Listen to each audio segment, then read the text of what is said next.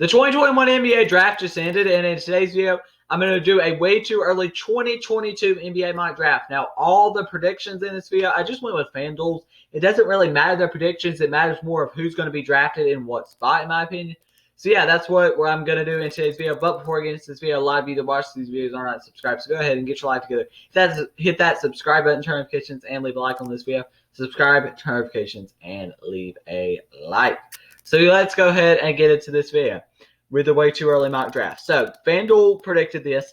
Now, before you talk about Emoni Bates, who maybe is the best prospect in all of high school basketball right now, he's now in the 2021 class as well as Jalen Duren, but Bates will not be eligible till the 2023 draft because of his age. And here's how FanDuel predicted this. Magic get the number 1 pick, Pistons get the 2nd pick, Cavs get the 3rd pick, Thunder get the 4th pick, Rockets get the 5th pick, 6th pick goes to the Kings, 7th goes to the Wolves, Spurs get the 8th pick, Bulls get the 9th pick, Hornets get the 10th pick, 11 is the Knicks, 12 Raptors, Pacers, and Wizards round out the lottery. We're only going to do the lottery in today's video as we do with every way too early 2022 NBA mock draft. Let's start off with the number 1 overall pick in the 2022 NBA draft. The Orlando Magic select Chet Holmgren, center, what is going to be out of Gonzaga. Chet Holmgren's kind of like a Kristaps Porzingis. He can shoot the ball and good passer as well for a center, a 7-foot center. He's kind of like a unicorn type player. And with this pick, Suggs and Holmgren are going to be teaming back up. So this is a great pick for the Magic here. Yes, they have Wendell Carter Jr. Yes, they have Mo Bamba. But you can find a spot for a talent like Chet Holmgren. I feel like he's kind of the obvious number 1 pick right now.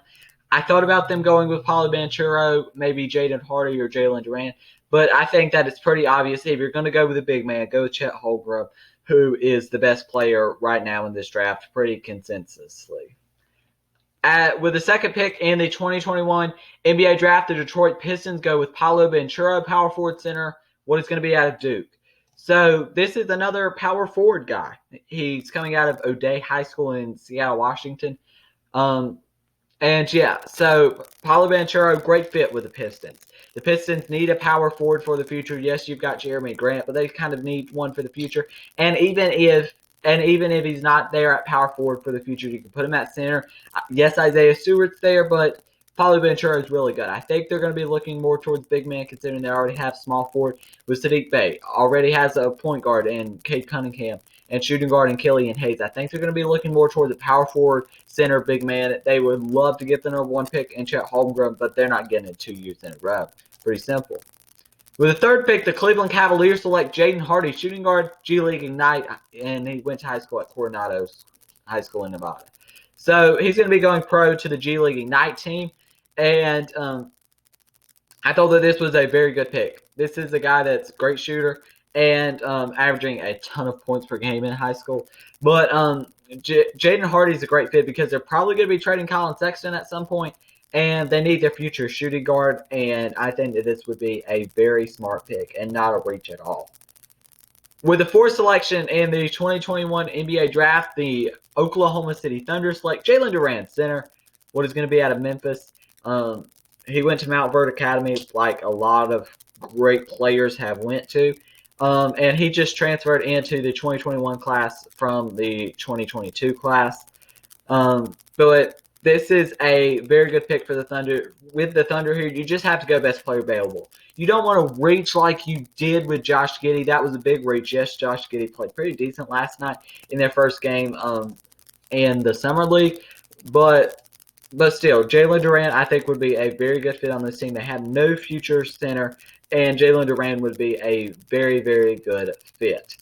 With the 5th selection in the 2021 NBA draft, the Houston Rockets select Jabari Smith Jr., power forward, Auburn, and he went to high school at Sandy Creek in Georgia.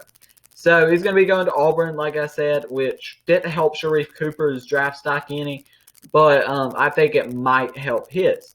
Jabari Smith is a very, very good player, power forward, and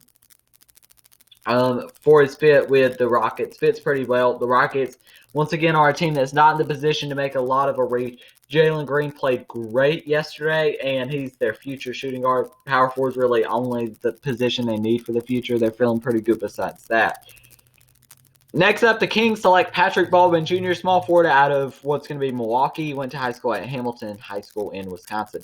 So going to Milwaukee was a big surprise. We thought he would probably go to Duke, but that didn't happen, and I don't think that's going to help his draft stock any. Like, I could definitely see him being one of those guys that maybe spends a second year in college or third year of college just because his draft stock is going to, I don't think, going to be very good. With the 8th selection, I think the Timberwolves select AJ Griffin, who's going to be out of Duke. And yeah, this is a very good pick here.